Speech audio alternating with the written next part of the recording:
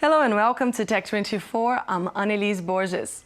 Coming up, the latest big release in the video game world has a red carpet opening.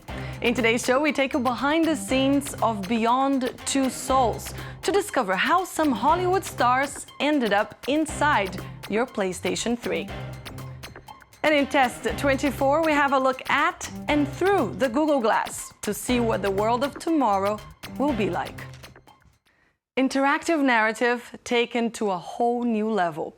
Beyond Two Souls is the latest release by French studio Quantic Dream, a project based on the same motion capture animation technology developed for the movie Avatar and never before used in a video game. The result?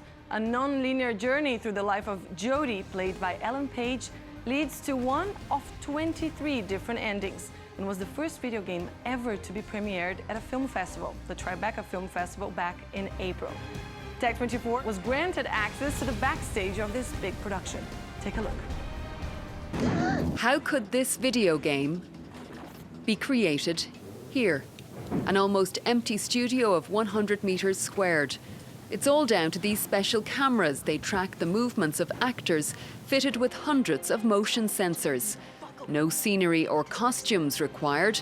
The focus is on a technique that takes real actions and emotions and uses them to bring a new authenticity to gaming. The method consists of capturing the entire moving performance of the actor and to transcribe these movements onto the virtual clone that has already been scanned and give the face and the body of this character. So we simultaneously take the movement of the body, facial expressions, and at the same time, the voice of the actor. After this initial stage, the scenery, costumes, lighting and special effects are all added.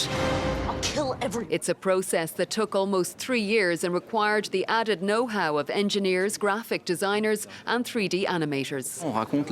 This account of the life of Jodie Holmes tells her story from the age of 8 right up to 25. So it's a diverse tale in terms of the light, in terms of the color, like changing from the red Navajo desert to more confined and detailed environments like an office. In Beyond Two Souls, the gamer becomes a co-creator. The player makes choices that affect the lives of the characters. Several scenarios are possible, and a total of 23 different endings have been plotted. I don't tell Aiden what to do. Often in a video game you press a button and it triggers the same action, but then depending on where you are and what happens, the character will be able to do different things. So everything is based on the choices you make as a player, and the story evolves on the basis of your decisions. Technologically, the new ground being broken by Beyond Two Souls is not in dispute. What has sparked debate is whether gamers will be happy to let cinema encroach on their world. I'm now joined by Marc, who is one of the biggest video game fans that I know. Marc, but I don't think you need to be a gamer to recognize how powerful Beyond Two Souls is. Is this because of David Cage, who's an exceptional game developer, or is this because video games is just a powerful medium? I think there's an element of both, Annelise. Of course, David Cage, you know, it's his vision. He wrote the script. He's a pioneer in this space in interactive storytelling, as he says. A 2,000-page script. 2,000-page script, which took him over a year. And as he said, you know, it's an empty space. People haven't jumped into there, and you know, they're like gold. He's saying we should get in there. We're searching for the gold. So there is that. On the other side, the medium of interactive storytelling, it blurs the line between cinema and video games that almost no other medium can. And, you know, as you mentioned, the Tribeca Film Festival, 147 actors used, you know, 2,000-page script, music from Hans Zimmer, who gave us Gladiator. Now, the real difference for me is that in the cinema, for instance, you root for these characters, something that I can't do with a game that I love, like Grand Theft Auto 5. I don't really root, I don't care about these protagonists, whereas you do in the cinema. Now, the big difference with this interactive storytelling is that you're able to dictate where the future goes, what happens to their lives. So you're even more immersed in these protagonists' life, and I think that's an incredible thing. All right, thanks for that, Marc. We're going to have to move on now. Up next, Test 24.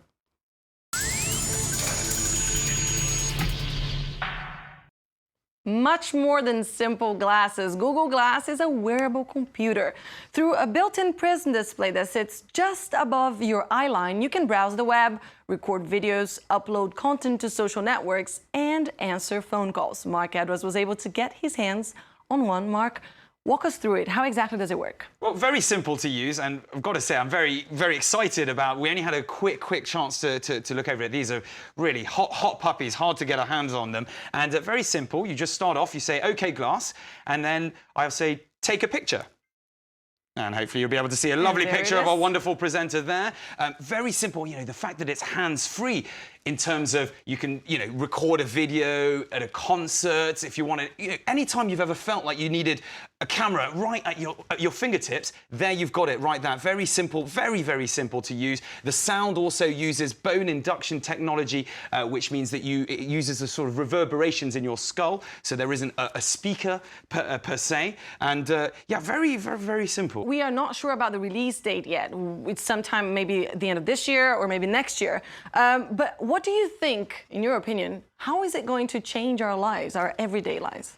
Annelise, I'm not sure that it's going to revolutionise our lives in certainly this iteration of Google Glass, but it may facilitate many things. I think it'll probably spell the end of the sat-nav. It's very simple to search for anywhere if you want to go anywhere. Like, for instance, I could say, "Get directions to the Eiffel Tower."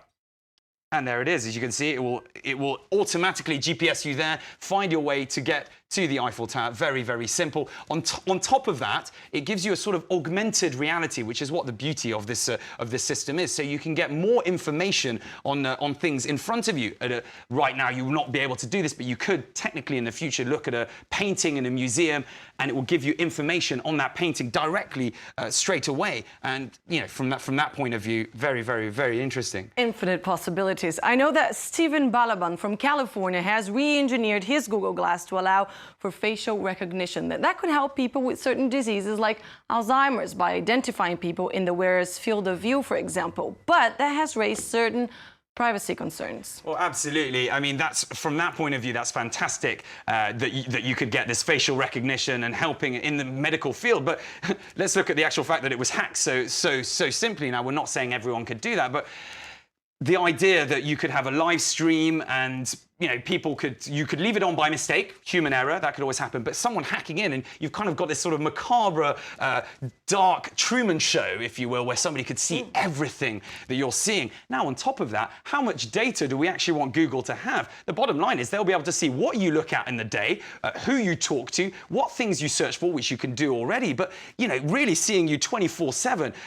Is that something that you're going to want Google to have? I mean, I'm not sure that it's definitely a menace or anything like that, but I don't know whether I'd want that straight away anyway. Now, very briefly, how did you rate the Google Glass? Well, in terms of design, now, I've given it a 6 out of 10. That's not because I think it's a bad design. I think it's an okay design. I still think that, you know, there's an entire market based on contact lenses where people are trying not to wear glasses, and that's the fact is you will have to wear the glasses. Very simple to use, as we saw. You know, you're just basically talking using motion, gesture display, and voice recognition, voice control, and very relevant. I think it's going to be taking over. Certainly, if it takes off, you're going to see far more of these in the future. I think it was a solid. We gave it a 7.6. Solid product. All right, thanks for that, Marc, and thank you for watching this edition of Tech24. That's all we have time for. Don't forget, you can get in touch by Facebook or on Twitter. Our hashtag is Tech24, and we leave you today with Wildcat. The 4-legged robot is being developed by Boston Dynamics for emergency response and aid scenarios. Wildcat is able to run fast on all types of terrain. So far, it has run at about 16 miles per hour on flat grounds. For more information, you can visit their website, bostondynamics.com. Thanks for watching. I'll see you next week.